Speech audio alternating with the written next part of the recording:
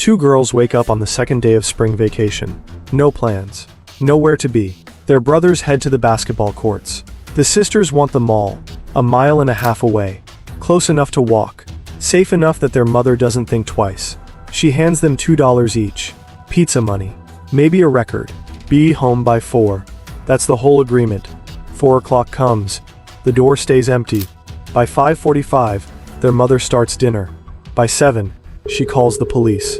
Somewhere between a pizza counter a mile from home and a front door they never reached, two sisters, 10 and 12 years old, vanished on a Tuesday afternoon. From a shopping center full of people. From a crowd that would later tell investigators they hadn't noticed anything at all. No struggle, no speeding car, nothing that made anyone turn around. By morning, 400 volunteers were searching a square mile of suburban Maryland.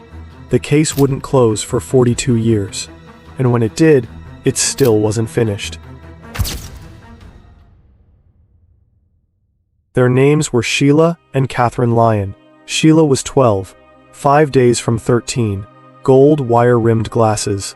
The responsible one, the sister who walked half a step ahead, counted heads, made sure Catherine crossed at the corner. Catherine was 10. 4 days from 11, she went by Kate, outgoing where Sheila was careful. Around her neck, a strand of baby beads spelling her name. Black letters on white beads, orange beads between them. The kind of cheap, beloved jewelry a child picks out herself and refuses to take off for anyone. They had two brothers. Their father, John Lyon, broadcast on Woomal AM, a voice the entire Washington region recognized without knowing his face. Warm, unhurried, the kind of voice that made strangers in their cars feel like they knew him personally. When his daughters disappeared, he went on the air, a grieving father with a microphone and an audience of hundreds of thousands. He used every hour of it. March 25, 1975, the second day of spring break. The sisters decided on Wheaton Plaza, a mall a short walk from home. Record store, pizza counter, air conditioning. All of it is reachable on foot. All of it is considered, by every parent on the street, perfectly safe. Their mother suggested they stop for pizza on the way. Catherine made a joke about the price, 45 cents a slice, an outrage by the standards of a 10-year-old's allowance. They left with $2 each and a 4 o'clock curfew. In March of 1975, two girls walking a mile and a half to a shopping center alone was not a parenting decision. It was the default. Children walked to the pool, the library, each other's houses, the mall, without supervision, without comment. At 1 o'clock, a neighborhood boy spotted them outside the Orange Bowl pizza parlor, talking to a man, older, conservatively dressed in a brown suit, holding a briefcase. Inside it, a portable cassette recorder. He held a microphone out to children passing by, telling them their voices were being recorded for a local radio broadcast. Strange, but not alarming. At 2 o'clock, their older brother Jay walked past the same counter and saw them eating. Just the two of them, exactly where they were supposed to be. Around 2:30, a Kensington resident waved the girls on Drum Avenue, heading toward home. Another acquaintance spotted them walking west near Devon Street minutes later. That was the last confirmed sighting of either sister, alive, by anyone who knew them. 4 o'clock came and went. Dinner went cold. At 7, the police were called, and the only language investigators had for two missing daughters was the cruelest language a parent can be given. Not who they were, what they were wearing. Sheila, wheat-colored corduroy pants, a rip on the back right thigh, repaired with an iron-on patch, bright yellow underwear, knee socks striped in orange and gold, scuffed sneakers with dirty white laces, her gold wire-rimmed glasses, without which the world past a few feet blurred into shapes. Catherine, a bright red jacket, zipped up the front, Wrangler flare-bottom jeans, dark brown and beige argyle knee socks, beige suede shoes, already a little dirty from a day of walking, and around her neck, the strand of baby beads spelling Kate, the necklace she refused to take off for anyone. These were the details that went out on the radio, on the evening news, on flyers stapled to telephone poles across Montgomery County within 48 hours. The language of description, not identity. What followed was one of the largest search operations the Washington metropolitan area had ever seen.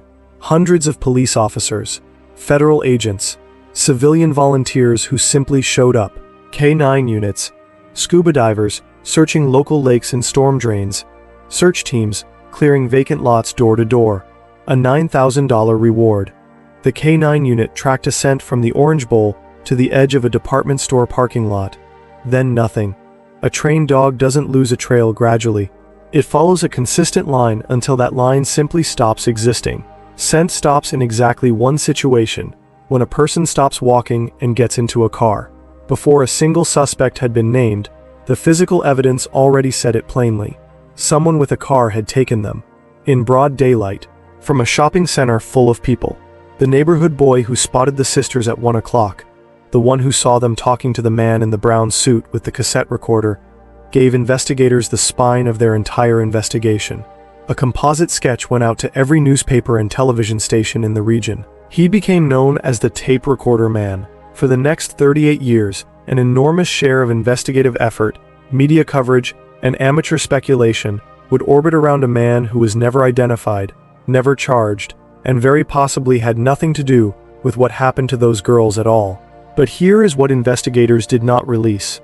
A friend of Sheila's named Danette Shea reported a second man, younger, late teens, early 20s, long hair, a light-colored jacket, noticeable acne scarring on his left cheek. He had been leering at her group and appeared to be following the Lyon sisters specifically. The behavior was bold enough that one of Shea's friends shouted at him directly, "Take a picture, it'll last longer."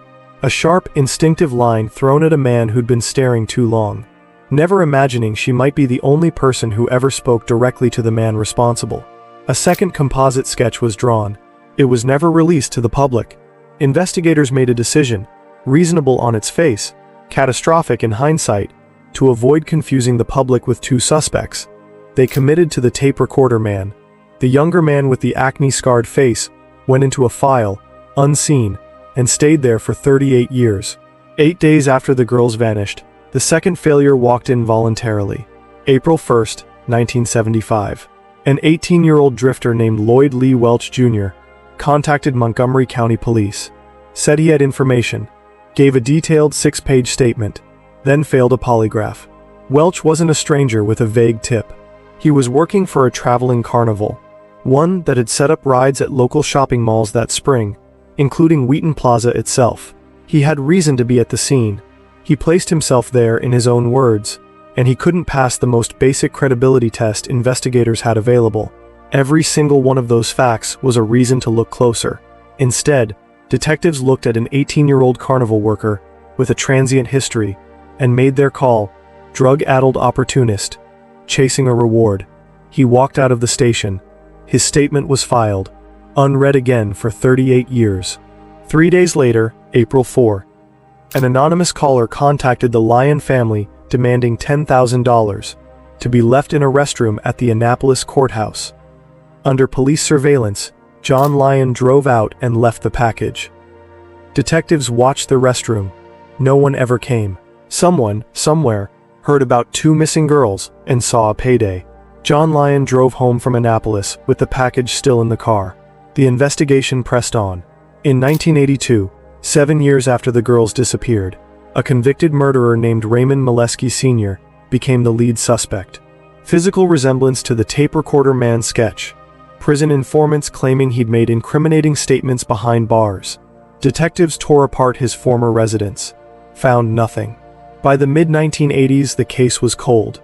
Montgomery County never closed it. But cold in the way cases go cold when every lead comes back empty.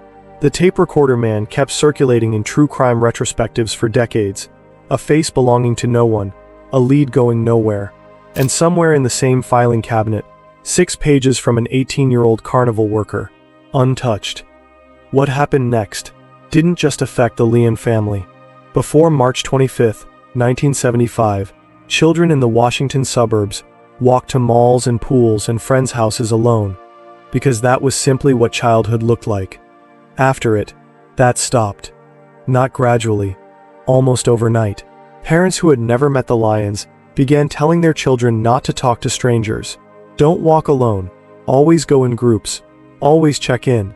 One Tuesday afternoon, became the dividing line between a world where a stranger with a microphone was simply odd, and a world where it was a reason to grab your child's hand and walk the other way. Detective Chris Homrock pulls a 38-year-old folder on two missing sisters from Kensington, buried in the paperwork. A 6-page statement. April 1st, 1975. Lloyd Lee Welch Jr. Failed polygraph. Filed. Forgotten. Homrock reads it properly for the first time. The team pulls the second composite sketch. The acne-scarred young man, never released to the public in 1975. Then they pull Welch's mugshot from a 1977 burglary arrest near Wheaton Plaza. They hold the two images side by side. Undeniable match. On October 16, 2013, Detective Dave Davis and Sergeant Chris Homrock drove to the James T. Vaughn Correctional Center in Smyrna, Delaware. Welch is in his late 50s, nearing the end of a 29-year sentence for child sexual abuse. They're there to ask him about a case from before either detective had been born into police work. They walk into the interrogation room. Before either detective says a single word, Welch speaks. "I know why you're here. You're here about those two missing kids." He hadn't been told, hadn't been shown a badge, hadn't been given a subject. He just knew.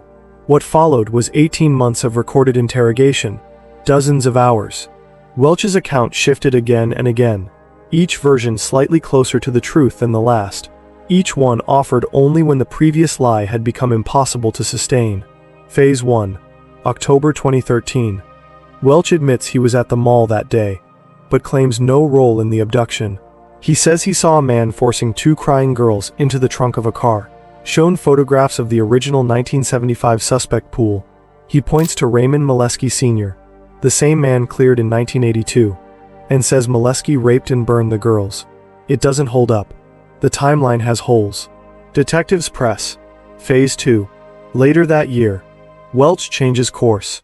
Now he admits he left the mall with the sisters himself, but insists they ended up in Molesky's basement, where he claims to have watched through a window as Molesky and two other men drugged, assaulted, and killed them.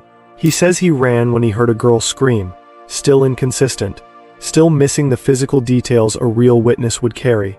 Phase 3. 2014. Under sustained questioning, Welch withdraws the accusation against Molesky entirely. Now he turns on his own family. He tells detectives he lured the girls toward a car, drove them roughly 200 miles southwest, to property his family owned in Bedford County, Virginia, on a remote stretch of land called Taylor's Mountain, and that his uncle, Richard Welch Sr., was the one who sexually assaulted and killed them. Welch maintains, through every version, that he was only a driver, a bystander, never the one who made the final decision. But by his own account, he lured two children away from their family, transported them across state lines, helped dispose of what came after. The law would decide that was enough. What gave the family account weight wasn't Welch's word alone. His cousin, Henry Parker, told investigators that in late March 1975, Welch arrived at the Taylor's Mountain property carrying two large duffel bags, stained red, heavy, giving off a powerful, unmistakable smell, the smell of something decaying. Parker admitted he helped carry those bags to an outdoor fire and throw them in. Neighbors on the mountain recalled, decades later, a fire that burned for days that spring, and an odor none of them had a name for at the time. Some described it plainly as the smell of burning flesh. Another cousin, Connie Akers, remembered Welch coming to her that same week with a bag of heavily bloodied clothing, asking her to wash it. She looked inside and refused. In September 2014, Montgomery County detectives formally requested help from Virginia authorities. The operation was named Operation Worthy Cause. By January 2015, a joint task force moved on to Taylor's Mountain. The FBI's Evidence Recovery Team, the Virginia State Police, the Montgomery County Police Department, the Bedford County Sheriff's Office. Ground-penetrating radar mapped disturbed soil across the terrain. Cadaver dogs swept the property. The dogs alerted. Not near the family's known marked cemetery. Somewhere else. Somewhere unaccounted for. Heavy equipment cleared the topsoil. Technicians sifted, by hand, through tons of soil and ash. They recovered bone fragments. What those fragments belonged to could not be confirmed. The proximity to the cemetery made the origin legally ambiguous. Despite the most advanced forensic techniques available, no DNA, no dental record, no confirmable trace of Sheila or Catherine Lyon was ever recovered from that mountain. The file stayed open. It has never closed. Stop. Before the duffel bags, before the fire, before the bone fragments sifted from Virginia ash, two detectives walk into a Delaware prison in 2013. They haven't said a word, haven't shown a badge, haven't named a subject. Welch speaks first. I know why you're here. You're here about those two missing kids. He wasn't told. He wasn't shown anything. He simply knew, instantly, what two strangers wanted to ask about events from 1975. The case had never left him. For 38 years, while John and Mary Jo Lyon aged without answers, while Jay grew up and joined the very police department still holding his sister's open file, while an entire region of parents rewrote the rules of childhood, Welch carried it too. Not as grief, as a memory. Waiting. The man responsible was never unknown.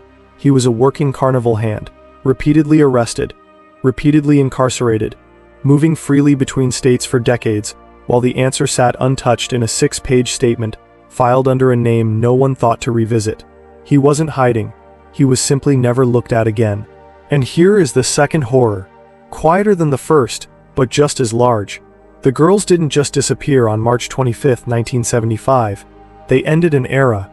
Every parent in the Washington area who told their child not to walk alone, not to talk to strangers, not to go to the mall without an adult, was responding to Sheila and Catherine. Not abstractly, directly. The case embedded itself in the regional parenting lexicon in real time, passed down from mothers to daughters across a generation, invoked as warning, as fact, by families who never knew the Lyons personally. Two girls walked out of a house on Pliers Mill Road. Childhood in the Washington suburbs never fully came back. September 12, 2017. Lloyd Lee Welch Jr. stands in a Bedford County courtroom and pleads guilty to 2 counts of first-degree felony murder. Under Virginia law, that plea didn't require prosecutors to prove he personally killed Sheila or Catherine Lyon, only that a death occurred during an abduction carried out with intent to defile. It was the legal mechanism that let a case built on confession and circumstance, not physical proof, reach a conviction. 48 years, 2 concurrent sentences. John and Mary Jo Lyon were in that courtroom, in their 70s, their sons Jay and Joe beside them, grown men who had spent more of their lives without their sisters than with them.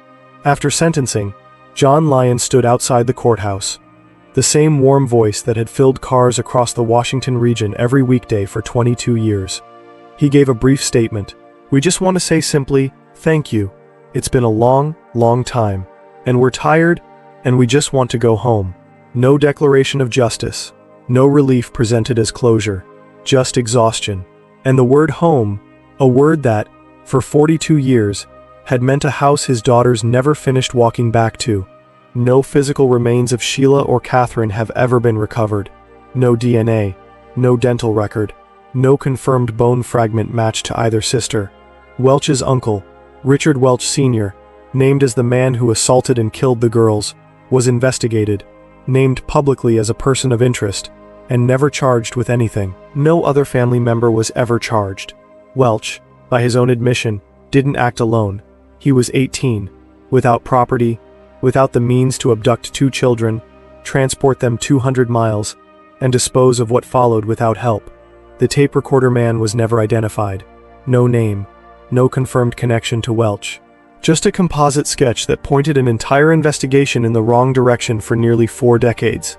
The entire case rests on the shifting account of a man with a documented history of lying, corroborated only by cousins who saw bags and bloodied clothes, never by forensic proof tying Welch directly to either girl. Then, late 2024, nearly a decade after the original excavation, federal agents returned to Taylor's Mountain. The FBI, the U.S. Marshals Service, new search warrants, metal detectors sweeping the surrounding woods, fresh sections of soil excavated. The home's basement was searched. Evidence bags removed from a site already searched multiple times since 2014. Officials described it simply as new evidence. The file, 50 years on, is still active. Mary Jo Lyon died in 2024, without ever learning where her daughters' bodies are. John Lyon died on June 26, 2025, 85 years old. He spent the final decade of his life watching a federal task force dig through a Virginia mountainside for remains they never found. There was a guilty plea, there was a sentence, there was a man, finally, with a name and a number behind a fence. There was never a return. A man confessed. Eventually, after 18 months of interrogation, after 3 contradicting versions of events, after pointing first at a stranger, then at a basement that didn't exist, then finally at his own family, he never, in any version, admitted to killing either girl himself. There is no DNA, no fiber, no tooth, no bone confirmed to belong to Sheila or Catherine Lyon. The entire weight of a 48-year sentence rests on the word of a man with a documented history of lying, and the second-hand testimony of cousins who saw bags and clothes, but never saw the act itself. The methods used to get there have their own history. Detectives relied on tactics that minimize the offense to make confession feel survivable. That presents hypothetical scenarios as established fact. That feeds details back to a suspect in ways that blur the line between what a person actually remembers and what they've simply learned to repeat. Court records show Welch's requests for an attorney were not always honored. At least one segment of interrogation was never recorded at all. Some people who have studied this case closely don't describe Welch as a criminal who finally cracked. They describe him as a desperate, manipulable man who built his confession out of whatever narrative his interrogators seemed to want. Not because it was true, but because after 18 months, it was the only way out of that room. This is the same system that let Welch walk free in 1975, when he gave a 6-page statement, failed a polygraph, and was dismissed because he didn't fit the profile. The system that missed him once by being too quick to look away, then needed 38 years and a different set of detectives to come back and close a case that had haunted an entire police department for 2 generations. Did it get it right the second time? Or did it trade one kind of failure for another, moving from an investigation too eager to dismiss Welch to one too eager decades later to finally close a case that had haunted them for 38 years? There are no remains to settle it. No physical evidence that exists independently of what Welch chose to say, in a room, to 2 detectives who badly needed an answer. John Lyon spent 22 years on the radio, his voice in cars and kitchens across an entire region, recognized by strangers who never knew the worst thing that had ever happened to him. When his slot disappeared in 1990, he spent the next 20 years as a victim assistance advocate for Montgomery County, sitting across from other families living through their own version of what had happened to him, using the worst thing he ever survived to make it slightly more survivable for someone else.